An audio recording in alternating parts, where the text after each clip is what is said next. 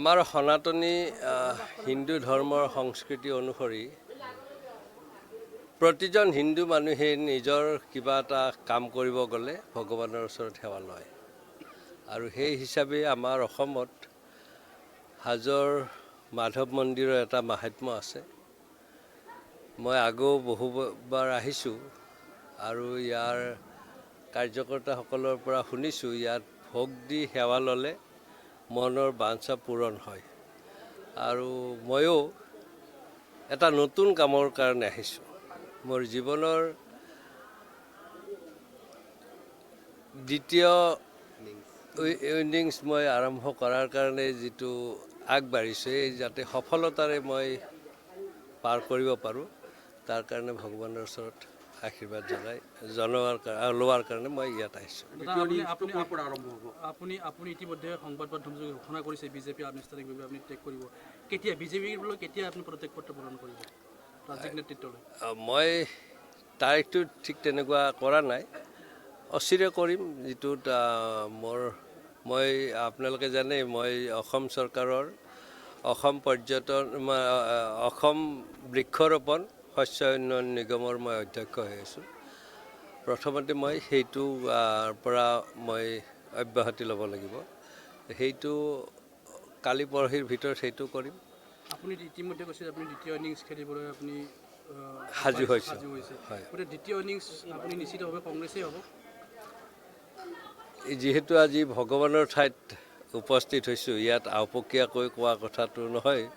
মোক এইমাত্ৰ পুৰোহিতে কৈছে যে আপুনি মনত যি ভাবি ইয়ালৈ আহিছে সেইটো মনত আকৌ এবাৰ ভাবক। গতিকে ইয়াত তেনেকুৱা আৰু কথাটো নাই। মই ইতিমধ্যে মোৰ যিখিনি ক'ব লগা আছে সুন্দৰভাৱে কালি মই কৈছোঁৱেই আৰু যিহেতু মই এটা নিৰ্দিষ্ট তাৰিখো লৈছোঁ, সময় হাতত আছে যেনিবা, কিন্তু হ'লেও 8-9 তাৰিখে মই এই নতুন পুৰাণ দুয়োটাই কাৰ্যৰে মই সমাপ্তি ঘটিম। দলো সেই তেতিয়া বিসৰ্জন দিম আৰু অন্য দলকো মই নতুনকৈ যাম।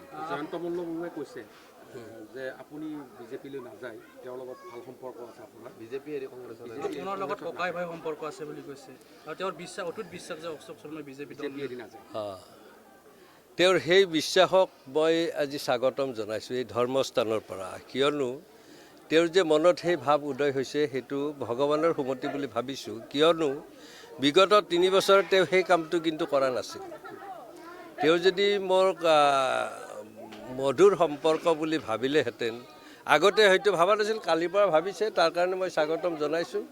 ভগৱানে সুমতি দিয়াৰ বাবে তেওঁক সেইখিনি মই ধন্যবাদ জনাইছোঁ। কিন্তু ইয়াৰ আগতে সেই কথাটো ভবা নাছিল। ডেফিনেটলি তিক্ত সম্পৰ্ক আছিল, যিটো আপোনালোকে অনুভৱ কৰিব পাৰে। কাৰণ মোৰ গাঁৱতে মাননীয় প্ৰধানমন্ত্ৰী আহি গ'ল সিদিনা নিৰ্বাচনৰ আগত। তেওঁৱেই চোৱা চিতা কৰিছে ইয়াৰ বিধায়ক মন্ত্ৰী। তেতিয়াতো মোক এখন নিমন্ত্ৰণী পত্ৰ দিবলৈ তেওঁৰ মনত নাথাকিল। আৰু অনেক উদাহৰণ আছে, কিন্তু বেয়া কথাৰ ইয়াত চৰ্চা নকৰোঁ। মই মাত্ৰ এটা উদাহৰণেই দিছোঁ। কিন্তু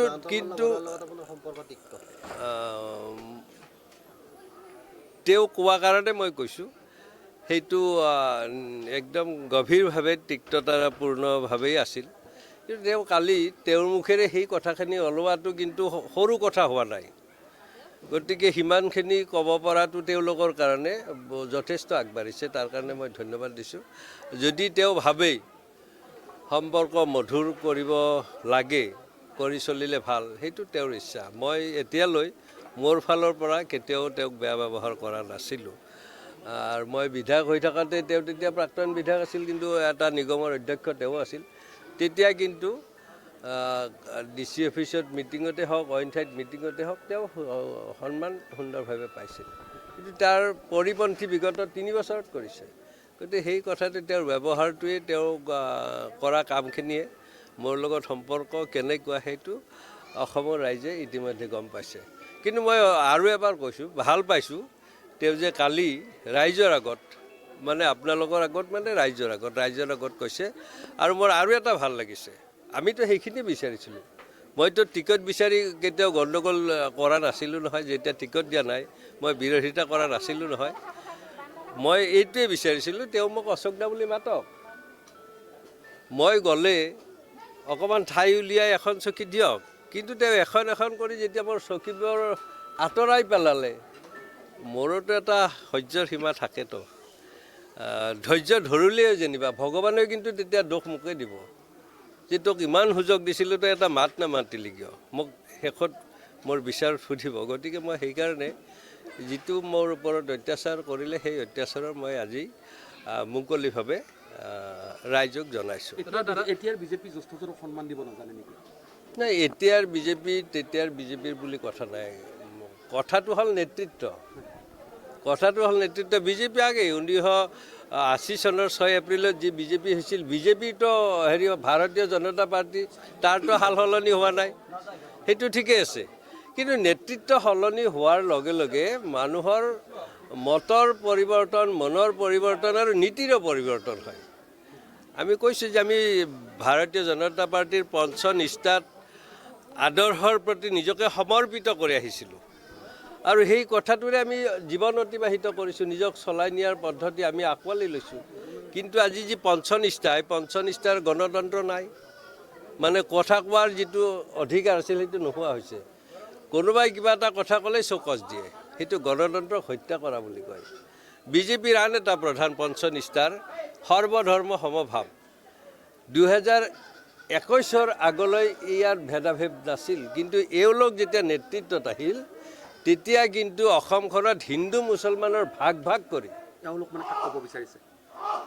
আপোনালোক যদি ইমান নুবুজা মানুহ সাংবাদিকতা কিয় কৈছে মই নাজানো। এওঁলোক মানে হিমন্ত গেঙক তেওঁলোক মানে কাক ক'ব বিচাৰিছে? আপোনালোক যদি ইমান নুবুজা মানুহ সাংবাদিকতা কিয় কৈছে মই নাজানো। এওঁলোক মানে হিমন্ত গেঙক কৈছোঁ মই, তাতকৈ আৰু মুকলি কৰি ক'ব লাগে নেকি।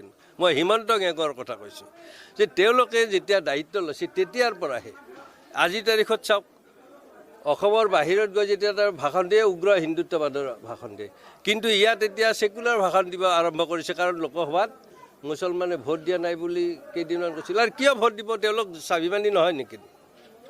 তেওঁলোকক কৈছে যে মিয়াৰ ভোট আমাক নালাগে, মোগলৰ বংশধৰসকলৰ ভোট নালাগে। যদি ভোট নালাগে বুলি কৈছে, দিলেওতো বিশ্বাস নকৰিব। গতিকে তেওঁলোকে দিয়া নাই, দেখুৱাই দিছে তেওঁলোকৰ স্বাভিমানটো। এতিয়া আৰু তেওঁলোকক তহামত কৰাৰ কাৰণে কিয় যায়? দাদা, বিজেপিত ইতিমধ্যে বিসম্বাদৰ মুখৰি ঘটিছে আৰু তাৰ আপুনি নেতৃত্ব দিছে বুলি ক'লে ভুল কোৱা নহয়। মই নেতৃত্বৰ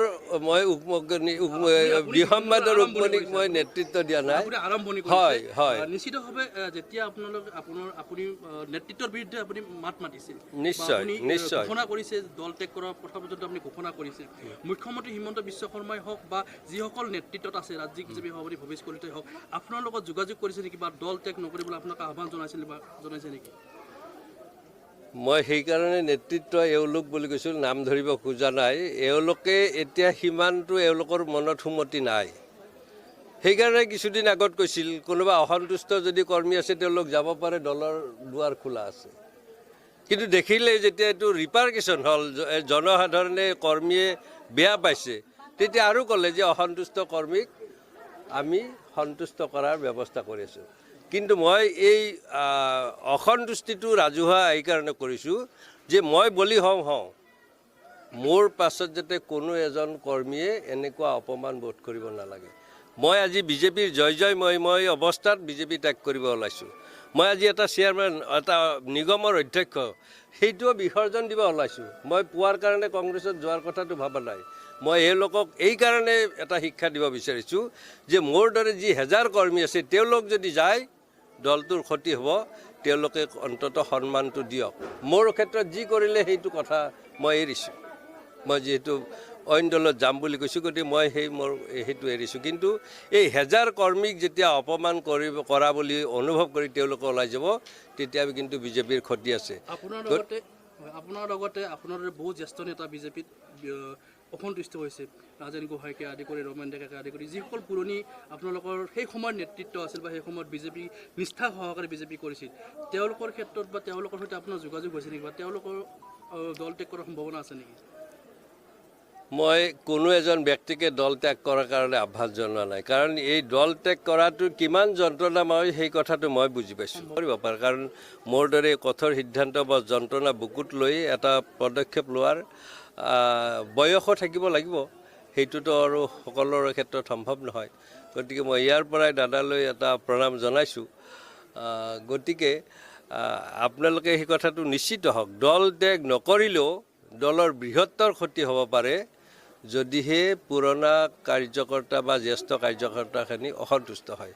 নতুন পুৰাণৰ কথা আনেও নকয়, ময়ো নকওঁ, নতুন পুৰাণ বুলি কথা নাই। কিন্তু মোৰ তেতিয়া গাত লাগিছে যেতিয়া 2015 চনত অহা এজন নেতাই আমাক বছৰত 5-6 দিন দলৰ কাম কৰা বুলি কৈ তেওঁ 24 ঘণ্টাই কাম কৰি জ্যেষ্ঠতাৰ প্ৰমাণ দিব গৈছে, তেতিয়াহে খং উঠিছে। কাৰণ এই কথাটো কোনোবাই হজম কৰিব পাৰে কিবা আশাত বা কিবা ভয়ত, কিন্তু অশোক শৰ্মাই ভয় নকৰে, আশাও নকৰে।